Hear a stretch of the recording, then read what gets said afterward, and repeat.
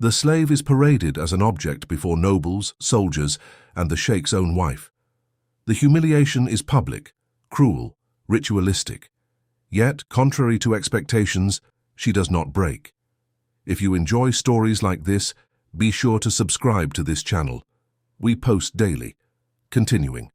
Sold as part of a dirty deal between powerful men from rural Virginia, Lara saw her life change completely one March afternoon. The 23-year-old had grown up under the simple wooden roof of her grandmother, Grandma Josie's house, a respected herbalist in the small district of Clearbrook.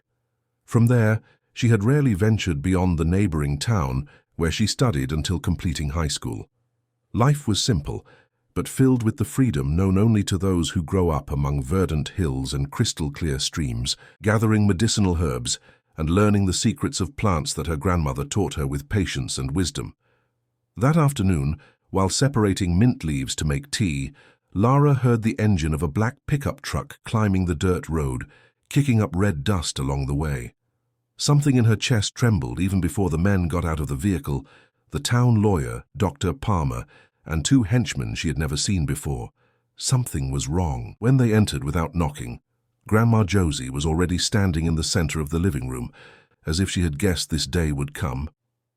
"The deadline is up, Grandma Josie. You know what Colonel Maxwell demanded as payment," the lawyer said, adjusting his thin glasses on his wrinkled face. "The girl is coming with us today. All the papers are signed, everything legal as agreed." Lara watched her world collapse when she understood that she was the currency for a debt she didn't even know existed. She would later discover that her deceased grandfather, in desperation, had pledged his granddaughter's future to save those lands in a negotiation with the region's powerful landowner, a fine print clause in a contract that was only activated when old Maxwell finally became a widower and decided to collect what rightfully belonged to him. "But this is slavery. It's a crime," Lara cried, while her grandmother merely wept in silence. The lawyer smiled disdainfully. "A contract is a contract, girl. Everything is documented as a formal hiring for domestic services at Golden Grove Estate. Mr. Maxwell is being generous. He could have taken these lands, and your grandmother is too old to be useful there." Lara had only half an hour to gather some belongings. In their farewell embrace, Grandma Josie whispered in her ear, "Don't let them break who you are inside. Bend, but don't break. They have your body, but not your soul. And remember what I taught you about plants and patience. Every herb has its moment to yield a flower or poison." The journey lasted almost 3 hours along winding roads through mountains until they reached the isolated valley where the imposing Golden Grove Estate, known in the region as Stone Castle, stood. It was a majestic and somber construction, blending colonial elements with modern ostentation, surrounded by acres of coffee plantations, prize-winning cattle, and a private reserve of Appalachian foothills that Colonel Augustus Maxwell maintained more for status than for environmental conscience. The wrought-iron gates opened to let the pickup truck pass. On the way to the main house, Lara saw workers in the fields who lowered their heads when the vehicle passed. That gesture, more than any other, showed her where she was entering, a place where one man owned not only the land but also the people who lived on it. Upon arriving at the main house, a middle-aged woman with a severe expression and an impeccable uniform received her. "I am Regina, the housekeeper. You report directly to me," she said dryly, looking her up and down. "Mr. Maxwell demands order, cleanliness, and obedience. You will learn the other details as needed. For today, you will stay in the maid's quarters, but tomorrow you will be presented in the main house." The quarters were a converted shed behind the main house, where 6 other women who worked on the estate slept. They received Lara with a mixture of curiosity and pity. Among whispers, she began to understand that she was not the first town girl brought to the estate. Some left after weeks or months, others simply disappeared. "The colonel quickly tires of new things," whispered one of the older cooks, Grandma Carroll, who seemed to be the only one not afraid to speak about the matter. "Some he turns into proper maids, others, well, you'll see." That first night, lying on the thin mattress of a creaking bunk bed, Lara cried silently, not out of fear but out of a cold rage that grew like a seed planted in fertile ground. While the others slept, She made a promise to herself. She would not be another to disappear or to accept that fate. She would learn every corner of that place, every secret, every weakness. And one day, somehow, she would destroy the empire of the man who had torn her from her life. The next morning, dressed in a grey uniform provided by the housekeeper, Lara was taken to the main house. The mansion was a monument to bad taste and ostentation. Expensive paintings mingled with hunting trophies and photographs of the colonel with politicians and celebrities. Regina led her through the corridors, briefly explaining the house's routine, until they stopped before a carved wooden door. "Mr. Maxwell wants to see you now. Remember, head down, short answers, no opinions." The office was spacious, with windows overlooking the immaculate gardens. Augustus Maxwell sat behind a solid wooden desk, examining papers.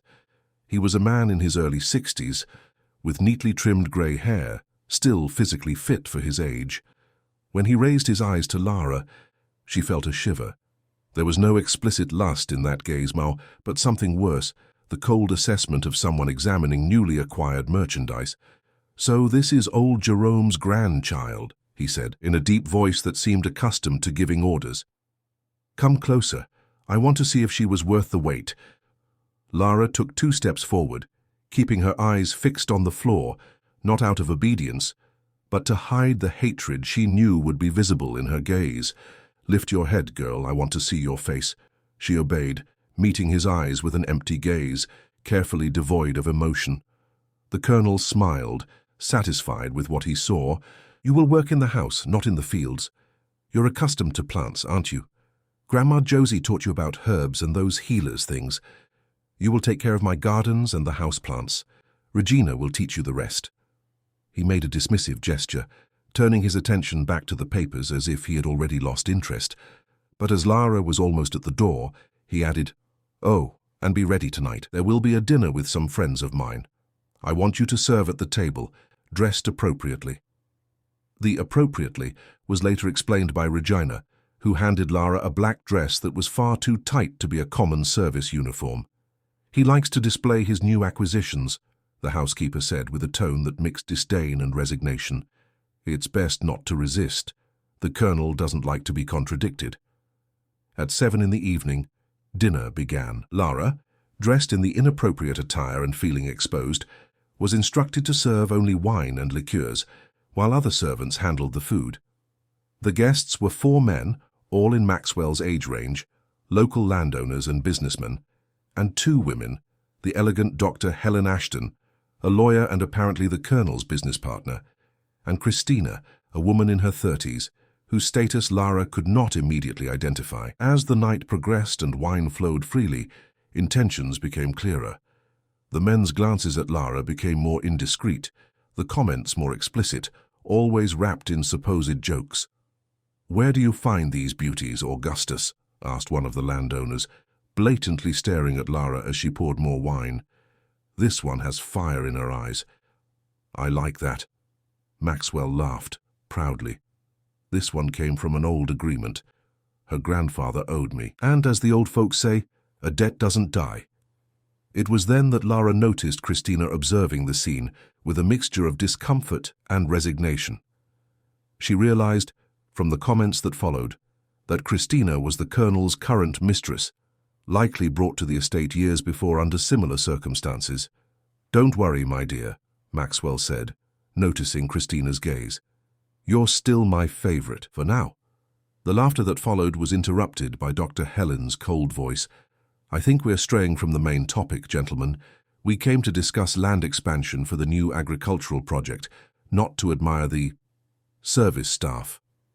Her gaze briefly crossed Lara's, and in it there was not pity, but a kind of calculating assessment. When dinner ended, late at night, Lara was dismissed. Returning to the quarters, she found Grandma Carroll waiting for her with hot tea. "You survived the first night," the old woman said, handing her the cup.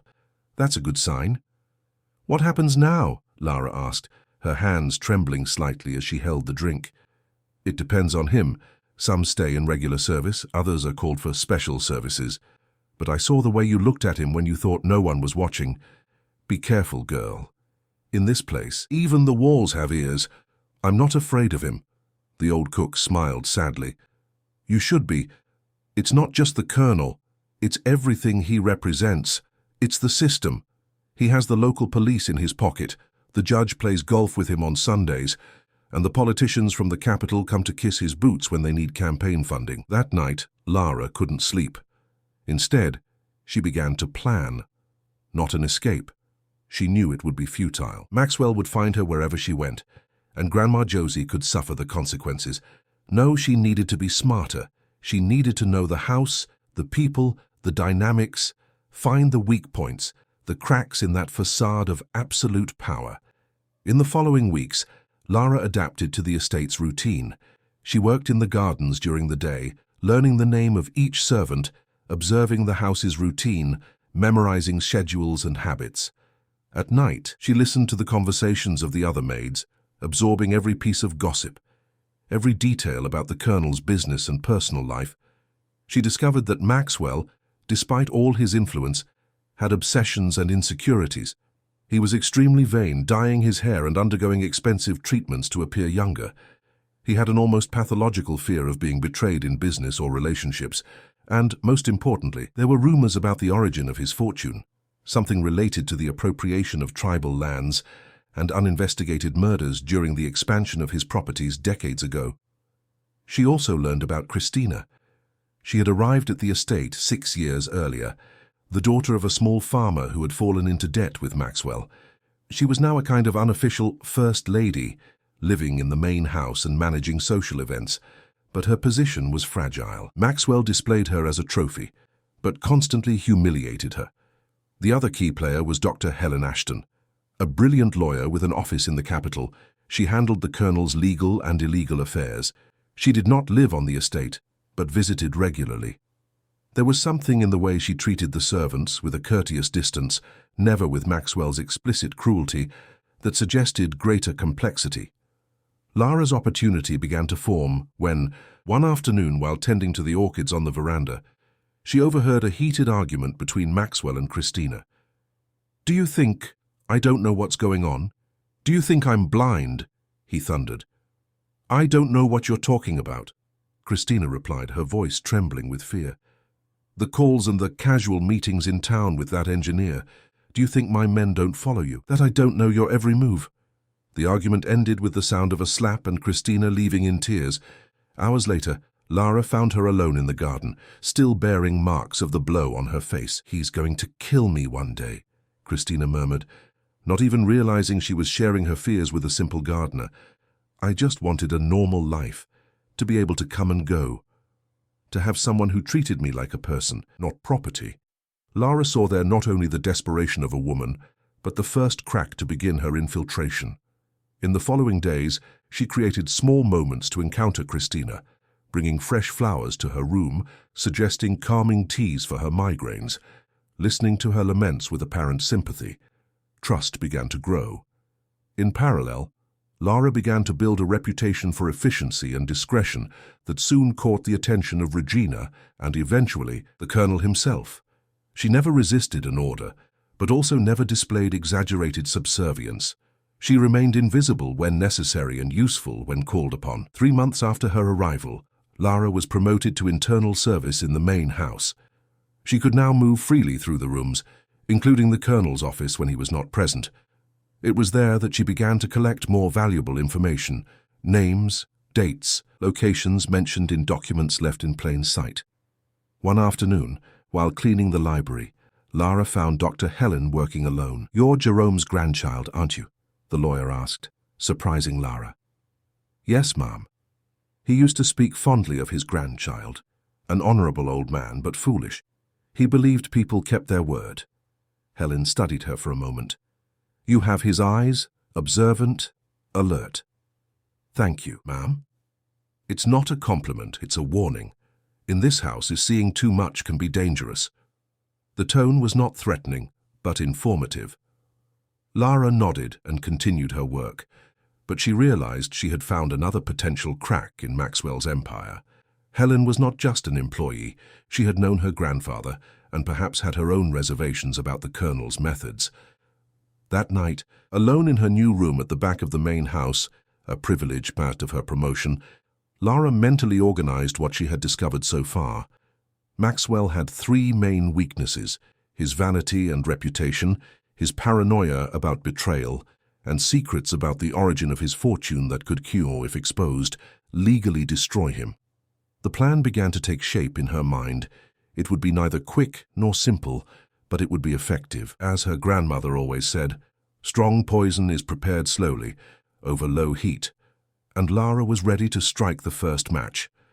The next morning, she found a crumpled receipt from a luxury jewelry store in the capital in the office trash, an expensive order, scheduled for delivery the following week. Discreetly, she asked Christina if she was expecting any special gift. A gift? From Augustus? The woman laughed bitterly. He hasn't given me anything in months, only threats and accusations. Lara stored the information. There was a third woman in the Colonel's life, someone he wanted to impress with expensive jewelry, while humiliating his official mistress. The seed of discord was planted. Now it was time to water it and wait for it to grow in the right direction. The jewelry delivery happened on a Thursday afternoon. Lara was polishing the living room furniture when she saw the jewelry store's car park. Discreetly, she positioned herself to observe the scene without being noticed. The Colonel personally received the package, signing the confirmation with a satisfied smile she rarely saw on his stern face. He tucked the small velvet box into the inner pocket of his jacket and proceeded to his office, closing the door. That same evening, during dinner, Christina tried to maintain a normal conversation, commenting on the preparations for the Colonel's birthday party, which would take place in 2 weeks. It was an important event on the region's social calendar, when politicians, businessmen, and influential figures would come to pay homage to the valley's most powerful man. "We need to finalize the guest list," she said, flipping through a planner. "Has the governor confirmed his attendance?" "He will come," Maxwell replied dryly, without lifting his eyes from his plate. "And bring that red dress I gave you last year." "But you said you didn't like it, that it was too vulgar." "Not for the party. I have other plans for you in that dress." The tone was laden with a forced intimacy that made Christina visibly flinch. Lara, serving dessert, noticed the Colonel's hand sliding into his pocket, touching what was likely the jewelry box. After dinner, as Lara went to collect the glasses on the veranda where the Colonel was having his brandy, she overheard him on the phone, speaking in a low voice. "Yes, Helen, everything is set for Saturday. No, Christina knows nothing. A dinner just for us at the reserve lodge. Yes, I have something special to give you." The final piece of the puzzle clicked into place. The jewelry was for Helen, the cold, calculating lawyer whom Lara had never imagined romantically involved with the Colonel. A betrayal not only to Christina, but possibly to Helen's own professional principles, mixing business with pleasure. The next day, Lara created her first opportunity. While tidying the master bedroom, she accidentally knocked over some items from Maxwell's dresser, including his cell phone. As she gathered everything, she quickly checked recent messages. There were several exchanges with Helen, some professional, others clearly personal, confirming Saturday's meeting. Later that day, as she served tea to Christina in the garden, Lara began to plant the first seeds. "Are you well, Mom? You seem worried," she asked with genuine concern, knowing Christina was increasingly emotionally fragile. "It's just tiredness," Christina replied, sighing. "And worry about the party. Everything needs to be perfect, or he—" "I understand. Mr. Maxwell seems very demanding." Lara paused, calculating. "Especially with Dr. Helen. Yesterday he reprimanded her harshly on the phone about some contract." Christina looked up, suddenly interested. "Helen, he spoke with her yesterday?" "Yes, ma'am. He seemed annoyed. Then he was in a bad mood all night. I thought you knew." "He tells me nothing about business," Christina said bitterly. "Especially those involving Helen." "Of course, they're confidential matters," Lara said, as if ending the subject, but knowing she had planted the seed of curiosity. 2 days later, the plan advanced. While cleaning the office, Lara found the empty jewelry box in the wastebasket. Discreetly, she took it to Christina. "Mom, I found this in the office trash. It looks too expensive to throw away. I thought you might want to keep it." Christina examined the box, confused. "I don't recognize this. Where exactly was it?" "In Mr. Maxwell's office wastebasket. It seemed to have contained something valuable." Christina's face hardened. "Thank you, Lara. You can leave it with me." That night, Lara overheard the violent argument between the couple. Christina's accusations, Maxwell's initial denials, followed by his fury upon realizing he had been discovered. The sound of broken objects, shouts, slamming doors. The next morning, Christina appeared with swollen eyes and a makeshift bandage on her eyebrow. "I need you to help me pack my things," she told Lara in a low voice. "I'm going to spend a few days at my cousin's house in Richmond. He suggested I distance myself until the party." "Are you coming back, ma'am?" Lara asked, feigning innocence. Christina gave a bitter smile. "Do I have a choice? He said if I'm not by his side at the party with a smile on my face, he'll destroy my family." And I believe him. While helping Christina pack, Lara took the opportunity to strengthen the bond between them. "My grandmother used to say that men like Mr. Maxwell see women as possessions, not as people," she commented, carefully folding a dress. "Your grandmother was wise," Christina replied, with tears in her eyes. "You know what's worse? I was like you, Lara, young, full of dreams. I thought I could use this situation to my advantage, get a better life for my family. Now I'm trapped. If I stay, he destroys me a little more each day. If I leave, he destroys everything I love all at once." "There's always a way, ma'am. My grandmother used to say that too." Christina observed her for a moment. "You're different from the others who came before. There's something in your eyes, a strength. Don't lose that, Lara. Don't let this place change you." After Christina's departure, the colonel was in a terrible mood. He yelled at the servants for any reason, drank more than usual, and spent hours locked in his office. The absence of his official mistress, so close to the important birthday party, was a blow to his vanity and his image of absolute control. On Friday, the eve of the supposed meeting with Helen, Lara took her next step. While serving coffee to the colonel in his office, she accidentally dropped the tray, spilling the hot liquid on his trousers. "You incompetent fool!" he roared, standing up furiously. "I'm so sorry, sir," Lara exclaimed, feigning panic as she tried to clean the mess. "It was an accident. I tripped on the rug." Maxwell pushed her away and went to change his clothes, leaving his cell phone on the desk. It was the opportunity Lara had been waiting for. Quickly, she found Helen's messages and sent a text, imitating the colonel's style. "We need to postpone our meeting. Problems with Chinese investors.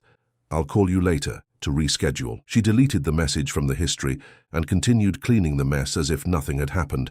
When the colonel returned, still furious, she had already finished and quickly left the room.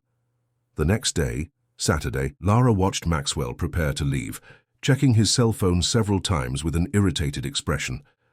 Around 6 in the evening, he got into his pickup truck and drove towards the reserve where the lodge mentioned in the phone conversation was located. Lara continued her normal duties, waiting. Around 9 in the evening, she heard the sound of the pickup truck returning. The colonel entered like a storm, throwing his keys onto the credenza with enough force to crack the marble. His face was red with contained rage, his eyes bloodshot, a cold fury that was even more frightening than his usual explosive outbursts. "Regina!" he shouted, calling the housekeeper. "Prepare the office, I'll be working all night. And bring the bottle of whiskey from the special cabinet." In the following days, Maxwell's behavior became increasingly erratic. Unanswered calls to Helen, cancelled meetings, violent mood swings. Lara, always attentive, realized that the problem was not just the failed meeting, but the fact that Helen seemed to be completely avoiding him ever since. The situation reached a critical point 3 days before the birthday party, when Helen finally appeared at the estate for a business meeting. Lara, serving coffee in the meeting room, witnessed the icy tension between the two. "The documents for the acquisition of the northern area are ready," Helen said, strictly professional. "We only need your signature and the initial deposit." "I thought we would discuss this on Saturday," Maxwell replied, with an accusatory tone. "You cancelled, remember? Something about Chinese investors." "I didn't cancel anything," he thundered, pounding the table. "I waited for you for over 2 hours. Helen maintained her composure, but Lara noticed the slight tremor in her hands. I have the message on my phone, Augustus. I'm not discussing this now. We are here to finalize business. The meeting proceeded in a tense atmosphere, and when Helen left, she refused to accept Maxwell's ride to town, preferring to call her own driver. Lara watched the colonel as the car departed, an expression of impotent fury on his face. That night, while serving the colonel's solitary dinner, Lara noticed he was drinking more than usual. "Is Christina returning tomorrow?" she asked, carefully casual.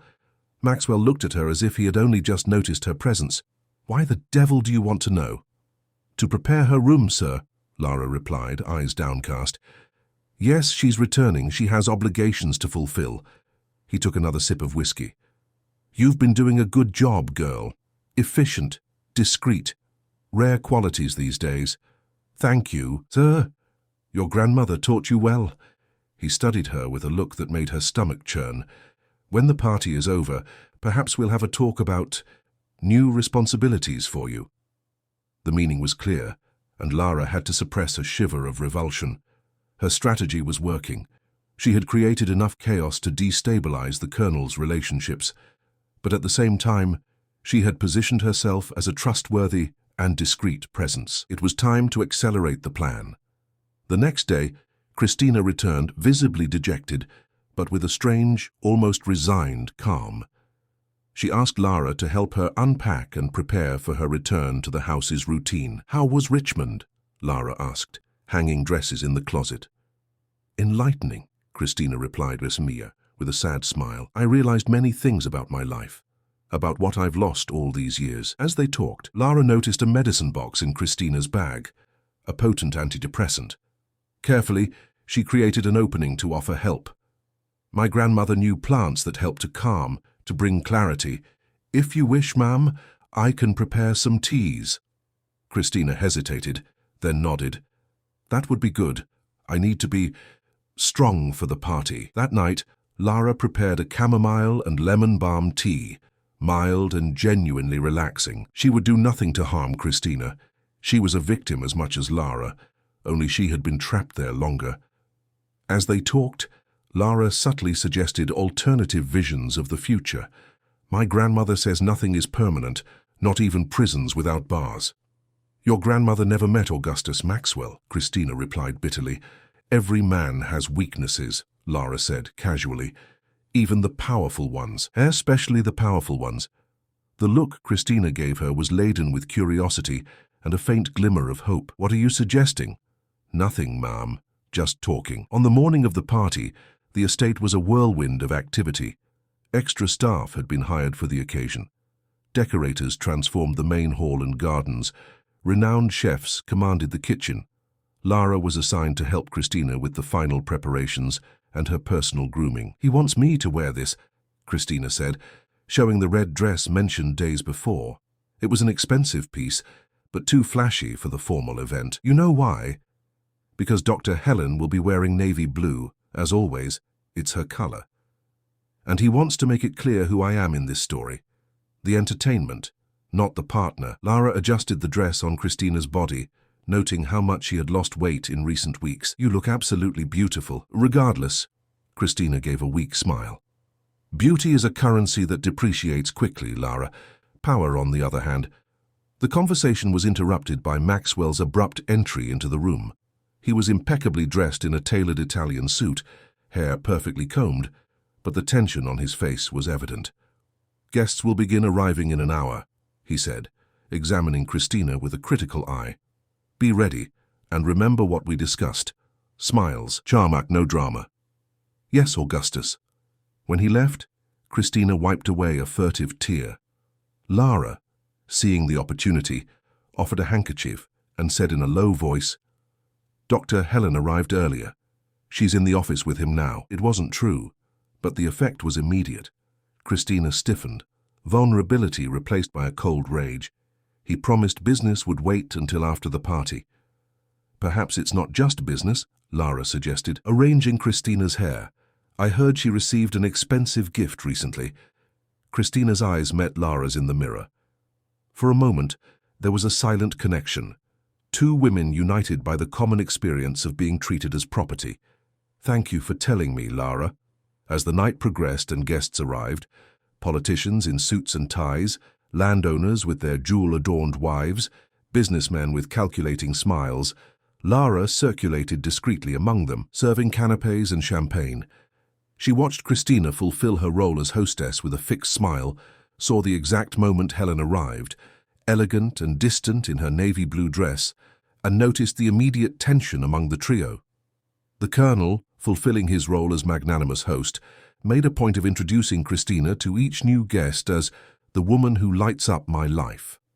The falsehood was so transparent that Lara could almost taste the bitterness in the air. During the formal dinner, Maxwell gave a speech about his trajectory, about how he built his empire with hard work and honesty, a lie so grand that some of those present had difficulty maintaining serious expressions. Helen, seated at the main table, maintained a professional smile, but her eyes never met those of the host. At the end of the meal, when the musicians began to play and the guests dispersed through the illuminated gardens, Lara saw Christina approach Helen in a more secluded corner. The conversation seemed tense, with Christina speaking quickly and Helen initially defensive, then visibly disturbed. Lara remained nearby, serving drinks to nearby guests, trying to catch fragments of the conversation. She heard words like jewelry box and messages, and Saturday. She saw the moment Helen paled and looked at Christina with a mixture of confusion and alarm.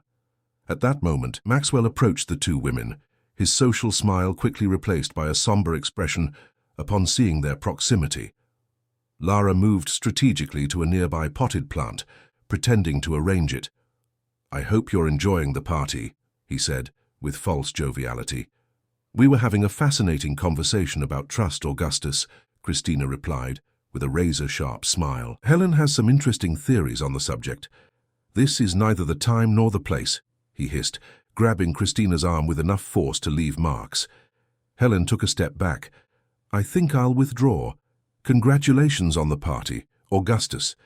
"Christina, think about what we discussed." As Helen walked away, Maxwell dragged Christina into a side corridor, out of sight of the guests. Lara followed at a distance, positioning herself to listen without being seen. "What the devil do you think you're doing?" he growled. "Just talking with your mistress," Christina replied, with a calm Lara had never seen in her. Or should I say, your ex-mistress. She seemed quite confused about certain messages and gifts. "You don't know what you're talking about. I know more than you imagine, Augustus. I know about the jewelry. I know about the lodge. I know about your business meetings. And now Helen also knows that you lie to her as much as you lie to me." The slap was so hard that Christina staggered against the wall. When she straightened up, there was blood on her lip, but also a cold smile. "Go ahead," she said.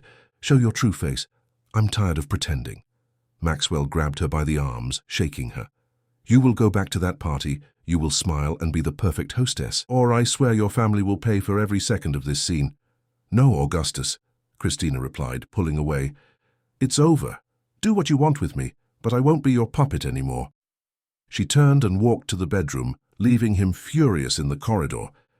Lara quickly moved away, returning to the party as if nothing had happened, but her heart was pounding. Things were unfolding more quickly than she had anticipated. Half an hour later, a sharp scream cut through the music and conversations. It came from the master bedroom of the house. Maxwell, who was talking with a senator in a corner of the garden, visibly paled. Guests exchanged confused glances, and then the commotion began. Lara, moving against the flow of curious people, was the first to reach the room after Regina. The scene was shocking. Christina lay on the bathroom floor, her red dress spread like a pool of blood around her, an empty pill bottle in her hand. Regina screamed for help, trying to feel her pulse. "She's alive," the housekeeper said, her voice trembling, but barely breathing. "Someone call an ambulance." Lara acted quickly, helping to place Christina in the recovery position, checking her airways. Years of caring for her ailing grandmother had taught her basic first aid. When Maxwell burst into the room, his face was a mask of shock and fury. "What happened? What did she do?" "It looks like a drug overdose," Regina replied, pointing to the empty bottle. Chaos ensued. Doctors among the guests were called for first aid. An ambulance was summoned. Security guards tried to keep the curious onlookers away. In the midst of the confusion, Lara noticed something no one else saw: a small folded piece of paper lying near Christina's hand. Discreetly, she picked it up and hid it in her uniform pocket. When the paramedics finally arrived and took Christina away, still unconscious, Maxwell followed in the ambulance, not out of concern, but to control the situation. The party was ruined. Guests departed in silent groups, exchanging glances and whispers. In the chaos after the ambulance departed, Lara found a moment to read the note. It was short, written in Christina's trembling hand. "I can't bear to live in this prison anymore. He destroyed everything I was. Helen, you are stronger than I am. Use what we discovered. His safe. The combination is 1807 to 82. Lara memorized the number and destroyed the paper, burning it in the kitchen when no one was looking. The plan would need to be adapted to the new reality, but the chaos created was an opportunity she couldn't waste. As the house slowly quieted and the last guests departed, she reflected on the next steps. The party that was supposed to consolidate Maxwell's image of absolute power had turned into a scandal. The masks had fallen, vulnerability was exposed, and Lara, like a silent shadow in the midst of the chaos, had found not only the key to the Colonel's physical safe, but also to the secrets that could bring down his empire. The morning after Christina's suicide attempt, Golden Grove Estate was plunged into an oppressive silence. The staff moved like ghosts through the corridors, exchanging tense glances and muffled whispers. Regina had taken command of the house in the absence of the Colonel, who remained at the city hospital. News was scarce. It was only known that Christina had survived the night, but her condition was still serious. Lara remained discreet, performing her duties with her usual efficiency. Internally, however, her mind was working at full speed. The safe mentioned in Christina's note was in the office, behind an oil painting of a stern Maxwell ancestor. Lara had seen it a few times, when the Colonel opened it to store important documents or withdraw cash for payments he preferred to keep off official records. The opportunity arose late that afternoon, when Regina announced she would go to town to take clean clothes to the Colonel and personally check on Christina's condition. The house would be under the care of Grandma Carol and the caretaker, old Tony, both trusted employees, but who rarely entered the main house without express authorization. As soon as Regina's car disappeared down the road, Lara put her plan into action. First, she went to the kitchen where Grandma Carol was preparing dinner. "Grandma Carol, have you seen my cell phone? I think I left it in Christina's room yesterday, when I was helping to tidy things up for the party." The cook looked up from the pot she was stirring. "The room is locked, girl. Regina took the key. But I need to find my cell phone. My grandmother might call. She's not well."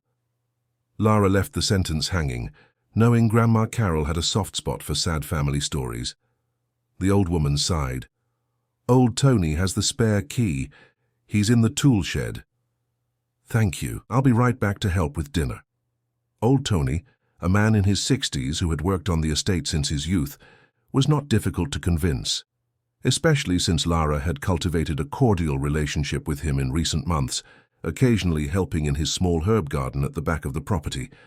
"Just a minute to look for my phone," she promised, as he opened the master bedroom door. "Don't touch anything else," the caretaker warned. "Fairs, and don't tell anyone I let you in here." "Of course not. It's our secret." Once alone in the room, Lara pretended to look for her phone for a few minutes, in case anyone was watching. Then, making sure the corridor was empty, she slipped into the adjoining office. The ancestor's painting stared at her with severe eyes, as if it knew what she intended to do. Carefully, Lara moved the painting, revealing the safe embedded in the wall. Her hands trembled slightly as she turned the dial, entering the combination Christina had left. 1807 to 82. Probably Maxwell's birth date, she thought. Typical of such a vain man to choose something like that. The safe opened with a soft click. Inside, she found what she expected: documents, cash, a small pistol, and something she didn't expect: a black USB drive, carefully stored in a small leather case with the initials H, A engraved. Helen Ashton. Quickly, Lara photographed the most important documents with her cell phone: land deeds, contracts, a handwritten notebook that seemed to contain records of unofficial payments to authorities. She saved the photos in a password-protected folder and, hesitating only for a moment, took the USB drive, replacing it with a similar one she had bought in town weeks earlier, anticipating an opportunity like this. There was no time to view the content now. She would have to find a computer later. Putting everything back exactly as it was, she closed the safe and adjusted the painting to its original position. Then, she returned to the bedroom, slightly disarranged Christina's dresser to simulate a search, and left, triumphantly holding her own cell phone. "I found it," she announced to old Tony, who was waiting in the corridor. Yes, it was under some magazines. The old caretaker grumbled something about young people and technology as he locked the door again. Lara returned to the kitchen to help Grandma Carol, the USB drive securely hidden in a secret pocket she had sewn into her uniform herself.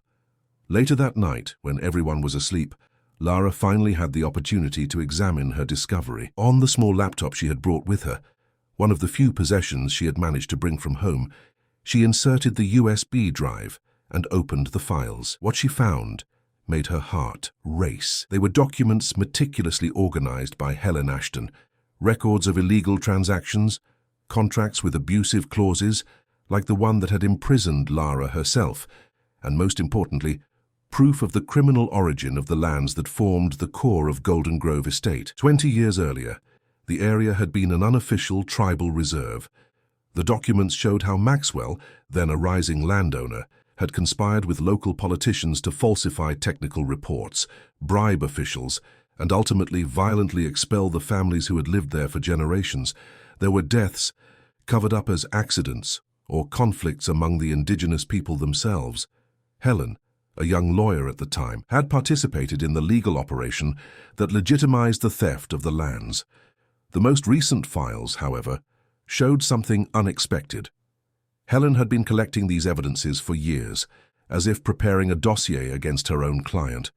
There were also digitized personal letters, correspondence between Helen and a man named Paul Carew, apparently one of the tribal leaders who had survived the expulsion and was now leading a movement for the recovery of the lands. Their relationship seemed to have evolved from initial antagonism to something deeper.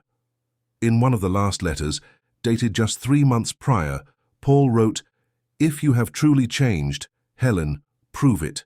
Help us reclaim what was stolen, not for me, but for justice." Lara stayed awake until dawn, absorbing the information and adapting her plan. She had found much more than she expected, not only ammunition to bring down Maxwell, but also a potential ally in Helen, whose conscience seemed to be finally weighing more than her ambition. The next morning, the colonel returned to the estate, dejected and furious. Christina was stable, but still unconscious, and doctors had warned of possible permanent neurological damage due to the time her brain had been without adequate oxygen. The scandal, however, could no longer be contained. News of Augustus Maxwell's companion's suicide attempt during his birthday party was already circulating among the local elite, and regional newspaper reporters were calling for statements. Lara observed everything from a distance, noting how the colonel alternated between fits of rage, breaking objects and yelling at staff, and periods of calculating calm, locked in his office making calls. She knew he was trying to control the damage, use his influence to suppress the scandal, possibly even to control what the doctors would say about the case. On the second day after his return, Maxwell summoned all the household staff for a meeting in the main living room. "What happened to Mrs. Christina was a terrible accident," he declared, with a rehearsed expression of concern. "She had been suffering from severe depression for months, something we tried to treat discreetly.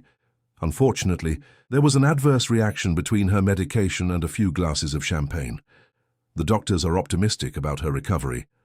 The lie was so transparent that some employees exchanged incredulous glances, but no one dared to contradict him. "I expect absolute discretion from everyone. Anyone caught spreading rumors or talking to outsiders about this matter will be immediately fired and will never find employment in the region again. Am I clear?" Everyone nodded in silence. When the meeting ended, Maxwell called Lara to stay. "You," he said, pointing a finger at her, "you were close to Christina in the last few days. What was she saying? Who was she talking to?" Lara kept her eyes down, playing the part of the intimidated servant. Nothing special, sir. She was nervous about the party, worried about making everything perfect for you. And at the party, did you see her talking to Helen Ashton? The lawyer in the blue dress? Yes, sir. They talked briefly during dinner, but I couldn't hear about what... Maxwell studied her, trying to detect any sign of deceit. If you remember anything else, any detail, come directly to me. Understood? Yes, sir. In the days that followed, Lara continued her work, but now with a more defined plan, using the public phone at the small district general store. During one of her rare days off to visit her grandmother, she made a call to Helen Ashton's office in the capital. I need to speak with Dr. Helen about Christina and the safe, she simply told the secretary. Tell her it's urgent. Helen returned the call half an hour later. Her voice was tense, cautious. Who are you and what do you know about the safe? I'm Lara. I work at Colonel Maxwell's house. Christina left a note before what happened. She mentioned you, the safe, and a combination. A long silence followed. How can I trust you? You can't, Lara replied honestly. Just as I can't trust you, ma'am. But I know there's a USB drive in the safe with your initials. Or rather, there was... Now I have it. You stole my USB drive. Helen's voice rose an octave. I wouldn't call it theft, since it contains evidence of much greater crimes, including crimes against my people. Your people. My grandfather was Jerome Carew. He married a white woman, my grandmother Josie, and took her surname to protect the family after what happened on the lands. But we never forgot who we are or what was taken from us. The revelation caused another long silence. When Helen spoke again, her voice was different, softer. Are you related to Paul? He's my uncle, my father's younger brother. Lara, I didn't know. When I started working for Maxwell, I didn't know the whole story. When I found out, I was already too deeply involved. But in recent years, I've been gathering evidence, preparing a case for... To redeem yourself? Lara interrupted. Or to protect yourself when everything comes to light? Helen did not answer directly. What do you want? Justice, and I think we can work together for it. They arranged to meet the following week at a cafe in the neighboring town, where Helen was handling a case for another client. Lara would have to find an excuse to be absent from the estate for a few hours, but with chaos still reigning after the incident with Christina, it wouldn't be difficult. On the appointed day, Lara asked Regina for permission to visit her grandmother, who was supposedly unwell. The housekeeper, overwhelmed with managing the house and Maxwell's constant demands, granted her a few hours off. The cafe was a simple and discreet place, frequented mainly by local merchants. Helen was already there when Lara arrived, sitting at a back table, wearing more casual clothes than her usual elegant tailored suit, as if trying not to draw attention. Did you bring the USB drive? Was the lawyer's first question. Lara nodded. And much more. I have photographs of documents from the safe, records of payments to authorities, and a diary that seems to detail the entire land appropriation operation. Helen's eyes widened. You photographed all that without getting caught. Impressive. I had good teachers. My grandmother always said that those forced to live in the shadows learn to use them to their advantage.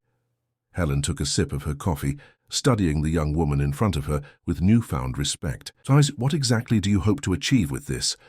I want him to pay for everything, for what he did to our lands, to our families, to me, to Christina, to all the others who came before. I want him to lose everything he built with blood and lies. That might be more complicated than it seems, Helen warned. Maxwell has powerful connections, judges, politicians, businessmen. Her scandal alone won't bring him down. That's why we need your legal knowledge and your contacts. I know you communicate with my Uncle Paul and the tribal movement. Helen seemed surprised. How do you know that? I read the digitized letters on the USB drive, Lara admitted. I know you have a history. The lawyer blushed slightly. It's complicated. I met Paul during the initial proceedings when I was still working for the firm that represented Maxwell. Years later, our paths crossed again at a public hearing on land demarcation. He had every right to hate me, but instead, he challenged me to look at my own role in all of it. It was the beginning of a long journey of reparation, I suppose. And now you're ready to complete that journey. Helen nodded slowly. I am. In fact, I had been preparing a case for months, gathering evidence to present to the federal prosecutor's office. What you found might be the final piece we needed. During the next 2 hours, they outlined a plan. Helen had contacts at the federal prosecutor's office, specifically with a prosecutor who specialized in cases of illegal appropriation of tribal lands. With the evidence Helen had gathered over the years, combined with the new documents obtained by Lara, they could build a solid case not only for the return of the lands to the original tribal community, but also for criminal charges against Maxwell for fraud, active corruption, and even for his involvement in the deaths that occurred during the expulsion of the families. We'll need one more thing, Helen said as they finalized the details.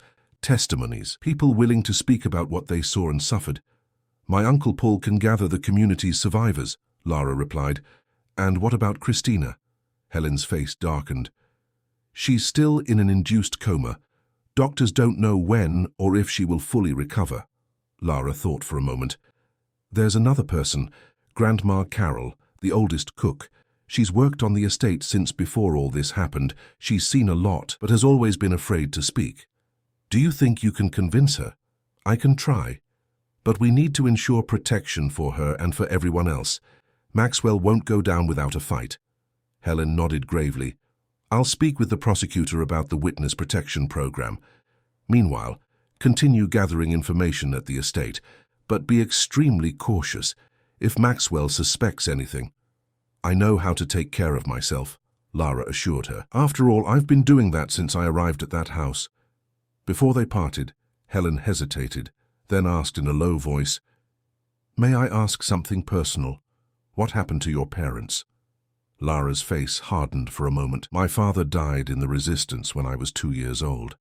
They say it was a hunting accident, but we all know he was executed by landowners, henchmen. My mother couldn't bear the loss and fell ill. She died a few years later. My grandmother Josie raised me alone ever since. Helen briefly touched her hand. I'm so sorry. I promise that this time justice will be done. Back at the estate, Lara resumed her routine, more attentive than ever. Maxwell was increasingly unstable, alternating between periods of apparent normalcy and violent outbursts. The scandal of Christina's suicide attempt had affected his business, partners cancelling meetings, politicians keeping their distance, rumors circulating in the exclusive clubs he frequented. One evening, 2 weeks after her meeting with Helen, Lara was finishing tidying the kitchen when she heard the sound of broken glass coming from the office. Approaching cautiously, she saw Maxwell sitting alone in the darkness. A half-empty whiskey bottle beside him, glass shards scattered on the floor where he had thrown a glass against the wall. Would you like me to clean that, sir? She asked from the doorway, keeping her voice neutral. Maxwell raised his eyes, his face partially illuminated by the hallway light. He seemed to have aged years in just weeks. You, he said, pointing a trembling finger at her. You're always around, aren't you? Silent, watching like a ghost. Just doing my job, sir. He laughed, a harsh, humorless sound. Your job. Yes, everyone doing their jobs. Regina, organizing the house. Helen, taking care of my business. Christina, being my perfect companion. And look how that turned out. Lara remained silent, alert. He was drunk, unpredictable. Do you know what happened today? He continued, pouring himself more whiskey. Helen asked to step away temporarily. Said she needed a sabbatical. After everything I've done for her, after all these years, I'm sorry, sir. No, you're not. None of you are. He stood up abruptly, swaying towards her. You all just want what I can give. Money, power, protection. And when I'm no longer useful, you discard me like trash. Lara instinctively backed into the corridor, but he followed her. Don't be afraid, girl. I won't hurt you. You've been the only loyal one lately. The only one who still looks me in the eyes. It was a lie, of course. Lara rarely looked directly at him, and when she did, it was carefully to hide the hatred she felt. But now, cornered in the dark corridor, she finally raised her eyes and stared at him completely. Something in her gaze seemed to pierce him like lightning. He recoiled, suddenly sober. Who are you? He whispered. I've seen those eyes before. Before she could answer, the phone in the office rang. Maxwell hesitated, still looking at her with a confused expression, then turned and went to answer it. Lara seized the opportunity to escape, her heart pounding. That night, she couldn't sleep. Maxwell's question, "Who are you?" echoed in her mind. Had he finally made the connection to her grandfather, to the people he had expelled from those lands, or was it just the paranoia of a man who was beginning to feel his empire crumbling? The next morning, while serving breakfast, Lara noticed Maxwell observing her with a new, calculating and cold interest. She maintained a neutral expression, but internally she was alert. The time to act had come sooner than she had planned. That afternoon, she took advantage of a moment alone in the kitchen with Grandma Carol to sound out the old cook. "Grandma Carol, you've worked here for a long time, haven't you?" "Almost 30 years, girl. I saw this place when it was still a simple farm before it became this palace." "So you were here when the lands were expanded, when there was that issue with the tribal families?" The spoon Grandma Carol was holding clattered into the pot. "Who's been talking about that?" she asked, in a low, tense voice. "No one. I just heard some comments. And my grandmother, she knew people who lived here before." The old woman looked around, making sure they were alone, then spoke in an almost inaudible whisper. "It was terrible what happened. Good people were expelled like animals. Some resisted and didn't end well, but we don't talk about it here, girl, never talk about it. What if someone could bring justice? If there was a way to right what was done?" Grandma Carol's tired eyes met hers. "There's no justice for men like Augustus Maxwell. They are untouchable." "No one is untouchable, Grandma Carol, not even him." The conversation was interrupted by Regina's arrival, but Lara had seen the glimmer of hope, fragile, cautious but real, in the old cook's eyes. It was a start. 2 days later, Lara received a discreet message from Helen through a grocery deliveryman who regularly came to the estate. The lawsuit would be filed with the federal prosecutor's office the following week. Investigative teams would be sent to verify the evidence on site, and search and seizure warrants would be requested. Lara and the other testimonies would be officially collected. It was the final countdown. Lara knew she needed to maintain the appearance of normalcy for just a few more days. Then she would be free. Not just her, but everyone who had suffered under Maxwell's yoke. That same night, however, fate accelerated events. Lara was collecting towels from the master suite bathroom when she heard Maxwell's voice coming from the bedroom. "You can come in, Lara. I know you're there." She froze for a moment, then took a deep breath and entered the room. The colonel was sitting in an armchair by the window, holding a brown envelope. "Do you know what this is?" he asked, holding up the envelope. "No, sir. It's a report from the detective I hired to investigate the past of everyone who works for me. A precaution I neglected in your case, unfortunately." He opened the envelope and took out some sheets of paper. "Your full name is Lara Carew da Silva, daughter of Anthony Carew and Mary da Silva, granddaughter of Jerome Carew, one of the leaders of the community that illegally occupied these lands before they were properly documented." Lara remained silent, feeling her heart race. Maxwell continued, now with a cold smile. "You're not here by chance, are you? It wasn't just a debt from your grandfather. You came with a purpose." There was no point in denying it anymore. Lara straightened her shoulders and looked him directly in the eye. "Yes, I came to reclaim what was stolen from my family and my people." "And how did you plan to do that? By seducing me like the others? Poisoning my food? Or perhaps you put something in Christina's medication to cause that overdose?" "No," Lara exclaimed, genuinely horrified. "I would never harm Christina. She is a victim as much as I am." Maxwell studied her for a long moment, then laughed. "You actually believe that? Fascinating." He stood up, approaching slowly. "Do you know what happened to your grandfather, girl? To your father? They didn't accept the inevitable.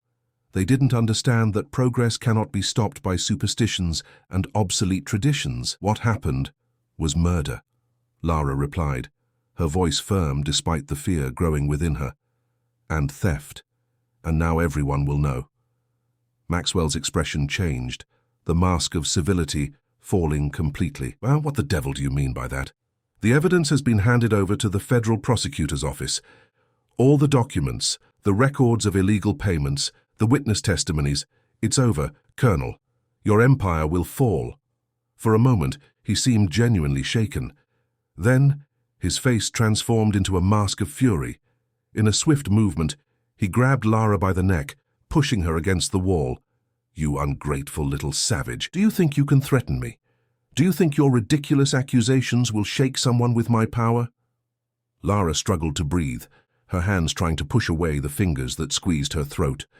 Through her vision, which was starting to darken at the edges, she saw the bedroom door open and Regina appear, her eyes wide with shock.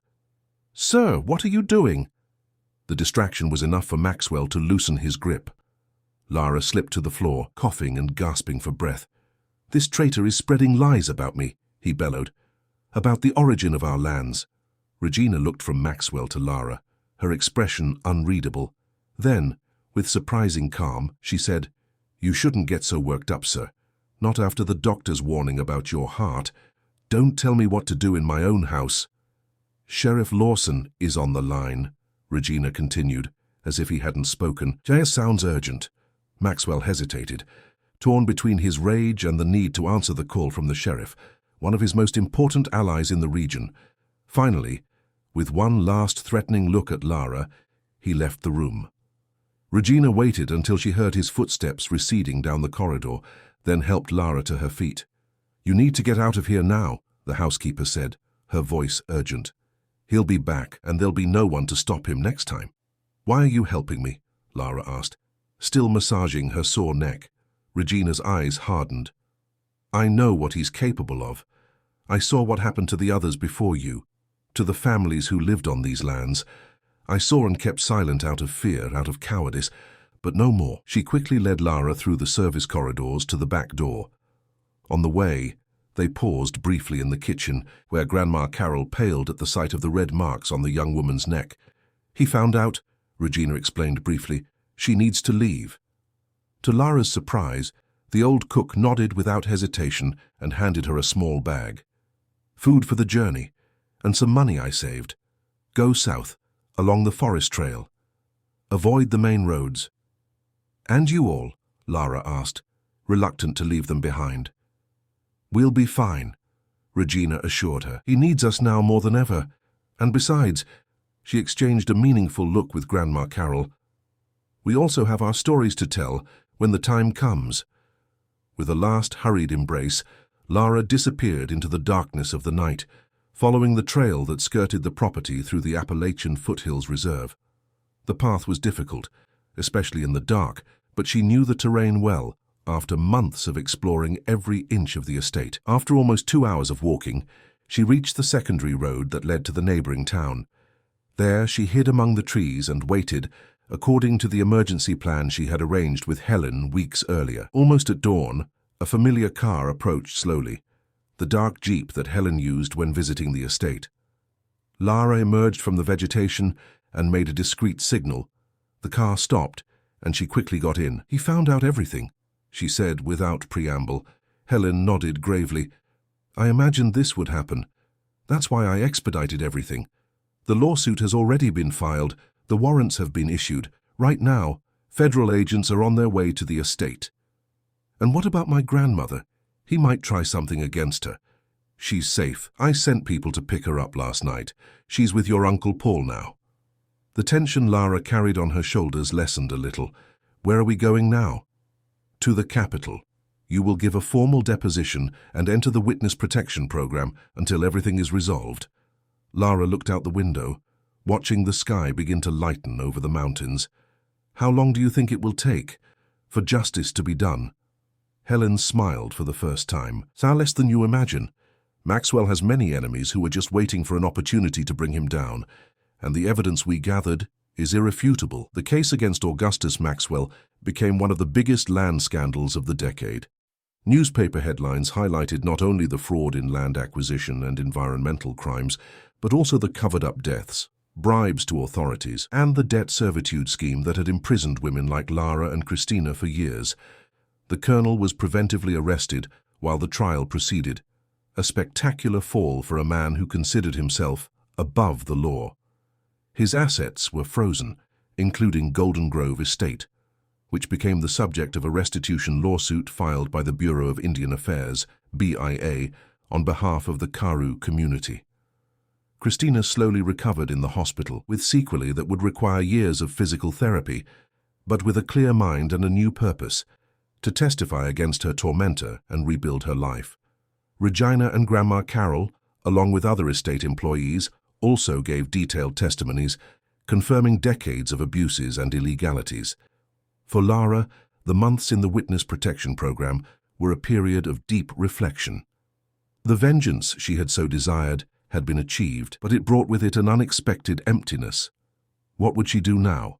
Who was she beyond the young woman determined to destroy Maxwell's empire? The answer began to form during meetings with her Uncle Paul and other leaders of the Karu community.